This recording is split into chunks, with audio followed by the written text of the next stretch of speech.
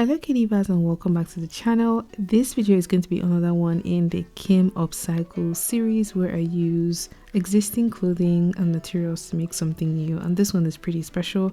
I'm going to be making a nursing pillow using my baby's old clothes. If you'd like to see how I made this, keep on watching.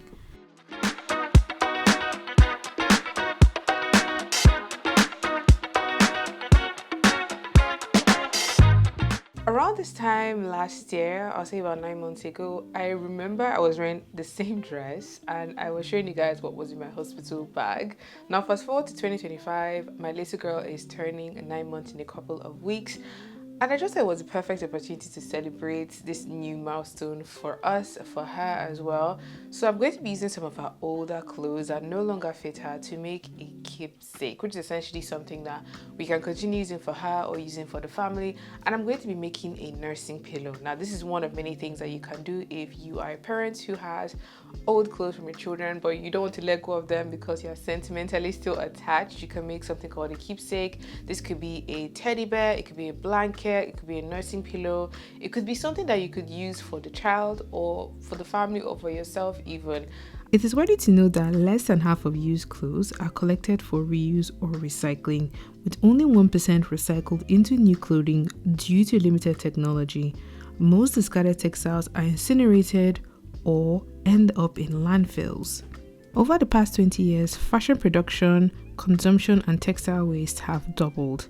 Europeans alone use an average of 26 kg of textiles annually and discard 11 kg, with most waste, which is around 87%, incinerated or landfilled. I plan to use larger items like her swaddle, old blankets, old onesie pram suits, like large clothed pieces to make this. If you'd like to comment this I would say it's a sentimental journey because I'm going to be going through our old clothes and then set aside the ones I want to do and then set aside the ones I definitely want to keep. Keep on watching. I'm going to share how to make the pattern for the nursing pillow and then how I'm going to stitch everything together as we progress in this video. If you'd like to see how I make this nursing pillow, make sure to keep on watching. Give this video a thumbs up if you enjoy it, and let's get started. Let's just get into this, okay? I have some of her items here, and these are pieces that I'm definitely sure doesn't fit her anymore and things that she's just too grown for. I have some blankets, pram suits, swaddles especially because she outgrew swaddles very quickly. There are lots of really cute little vests. Some she wore just once. It's amazing how quickly children grow. I've always heard that, but when you experience it yourself, you're like, wow, she no longer fits in this. This is just too small. So let me put aside the things that I know I definitely want to repurpose. All right, I have a decent selection of items that I could use. They're mostly swaddles, blankets, like bed cover things, and a lot of them are like barely worn, barely used. Plan is to create the pattern piece to get an idea of how big I want the pillow to be, and then cut these up into strips and join them together. And whatever scrap is left from this, I'm going to stuff the pillow with that. In addition to stuffing the pillow with the scraps, I got this recycled toy filler. This is made from recycled bags at large supermarkets. This one. So I'm going to be using this as stuffing for the pillow. I got it from Hobbycraft and it's meant to be for soft toys. I got a few, so I'll just use that to stuff the pillow as well. But the first thing is make the pattern, cut and reassemble these, save the scraps and put the scraps into the pillow in addition to those soft plushy pillow filling things. And I'll show you guys the finished outcome at the end.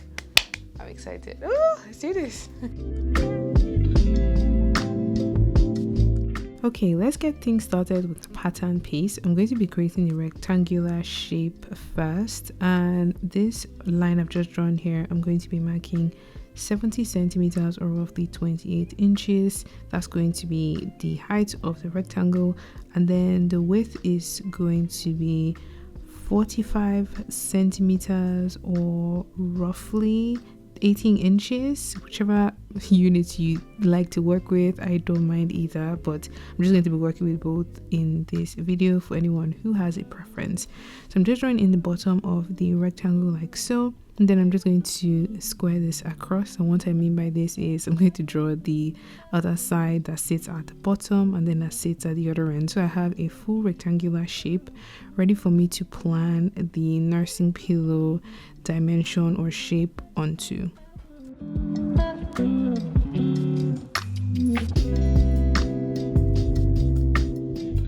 Coming to the top corner, I'm going to mark 28 centimeters or roughly 11 inches, and I'm just going to be marking that towards the bottom edge. And then from that point down below, I'm going to mark 9 centimeters or roughly 4 inches. And this is going to help me draw the inner shape or the inner curve of the pillow. So I'm just drawing it in by 1 inch for the top edge, and then for the bottom points that I marked, I'm going to be marking 12 centimeters or 5 inches inwards like this. These 2 points I'm going to be connecting together to make the inner curve of my pillow shape. For this middle line here, I'm measuring 30 centimeters or roughly 12 inches from the edge of that inner curve that I drew earlier on, and this is going to help me to shape the outer edges of the pillow. So this you can do if you have a long French curve, or you can do it by hand. So I'm connecting the top edge to that 30 cm mark that I drew earlier on, and these dashed lines I'm just connecting together. I refined this a little bit more later on, but I'll show you guys what I mean when I get there. So connecting the dashed line using my pattern master and my marker pen so you guys can clearly see what I'm doing. I have this top section of my pillow shaped on. Now I'm coming to the bottom edge like so, and I'm marking 5.5 centimeters or roughly 2 inches upwards, and I'm going to be marking 8 centimeters or 3 inches sideways.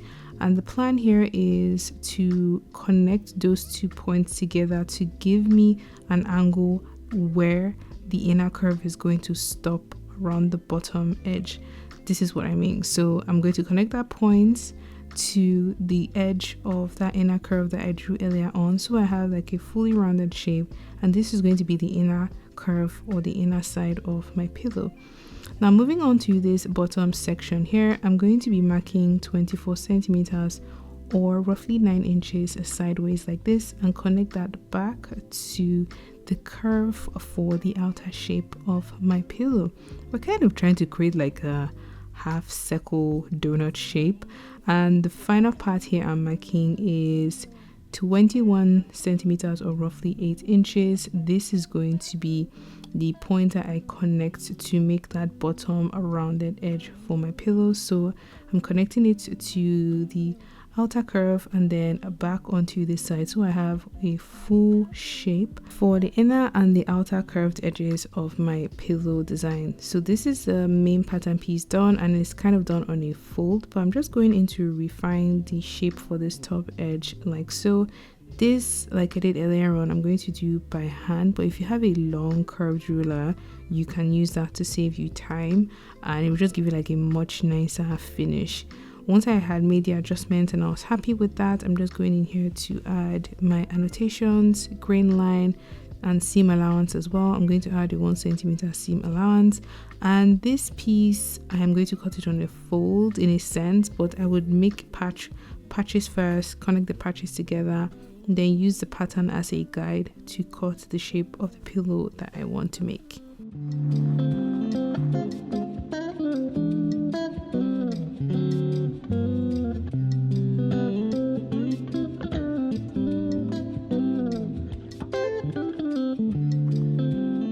With my paper scissors, I'm just cutting away any excess paper that I don't need around my pattern piece on the outer, on the inner edges, as well as the fold edge. If you want to add a seam allowance on that fold edge, you can do so, but I just wanted to keep mine like this. In case I want to do this again in the future, I just know that there's a folded edge on that straight side. But this is the pattern piece all done. I'm going to move on to deconstructing the swaddles, blankets, and pieces I'm going to be repurposing for this pillow. So I'm just cutting out the large piece of these different swaddles that I have and these different clothing pieces that I have, And the plan here is to save all the scraps. I'm going to be using the scraps to stuff the pillow as well. I've gone in here to cut a patch that measures 25 centimeters or roughly 10 inches by 16 centimeters or roughly 6 inches. And this is going to be my guide. I'm going to use to cut as many patches as possible. These I'm going to be connecting together to make the material that I will not be using the pattern to cut. This just saves me time and headache as well. And I ended up cutting around 10 of these for each side. So just to see if I have enough, I just did this just to see if I had enough. So for each half side, I need about 10. If I count this correctly, yes, 10, and then the other side 10. So I'm just going in here to join all of the patches together. I'm using an overlocker because all the fabrics I'm using are stretched, so I had to root out my overlocker for this particular step to connect the individual patches together and then connect the piece to make sort of like a patchwork blanket or a quilted blanket in a sense. So this is what this looks like, and I know this is going to be enough for me to cut one side of my pillow. So I gave this a press and I'm folding right sides facing each other, and I'm going to grab my pattern piece and cut out the shape for this side of the pillow. Now I'm going to need two sides, obviously. So for this side, I'm going to be using this design and this arrangement that I've done here. But for the other side, what I did was I used the larger pieces like the bed cover and the blankets, and I just cut it in such a way that there was just one seam. So the back is more plain, more simple compared to the front that has all of these patches connected together beautifully. Every patch holds a very dear memory. I remember, I have a rough idea of how old she was at the different points that she used this sweater. So this was such a fun project to work on. But at this point, I have the back piece that I just joined two half together to connect to make a full one, and I'm going to be connecting it to the other side that had all the beautiful patches connected together. And I'm going to be joining right sides facing each other, the outer edges of the pillow and then the inner edges as well, leaving a small opening around the middle on the inner edge for me to add my pillow stuffing later.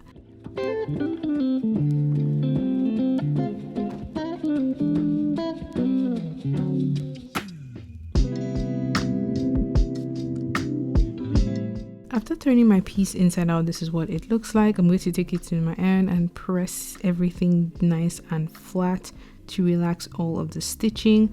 And through this opening, I'm going to be adding the pillow stuffing. So I'm just going to do this in small chunks so I can really go into the bottom corners or the bottom edges. And I ended up getting 4 of those toy fillers from Hobby Crafts. That, in addition to the scraps from this project, ended up filling the pillow. I say I could have definitely added another one, but I think it made a good thickness because when I tested it with Maria, she seemed to like how bouncy it was. But if I'm going to make this again, I'll definitely make it just a little bit fuller. But so far so good. I'm just going to be adding the rest of the stuffing as well as all of the scraps, and this is what the pillow is looking like. So for this edge that I've left open, I'm actually going to be hand sewing this closed because I just think it will make a much nicer and cleaner finish, because then I can really have a lot of control over how tightly I can shut this opening. So I'm just going to add a pin here, folding the edges like this so that holds this in place as I am doing my hand stitching. So using a needle and thread, I'm going to start from one end and I'm going to be stitching in such a way that the seams are not really visible from the outside, but it's still like tight and strong enough to keep this nice and shut. So I'm going to be sewing on the inner edges of the fold that I have made along the seam, close everything up, and that will be the final step to complete this nursing / lounge pillow / the pillow we used to remember our first child. But this was such a fun project. It actually didn't take too long to make as well, which is something that if you're a parent, if you're a mom, you know you don't have all the time in the world. So I'm just tying up the knot here to secure the hand stitching, cut off any excess thread, and with that, the project is all done. This came out a little bit bigger than I anticipated, which looking at now, I am happy about because it makes for a lounge pillow to put in a playpen for her to play with, or for us, either me and my husband, to just lay and play with her. So it can be like our own pillow as well, either in her playpen or on the couch. She absolutely had a blast playing around with this. She just laid on it, playing with her books and her toys. And I think Maria approves. But I hope you guys enjoyed coming on this journey with me and watching this video. If you did enjoy it, give it a thumbs up. Leave any comments, suggestion, or ideas down below. And until my next video, have a good morning, afternoon, and evening wherever you are. Bye.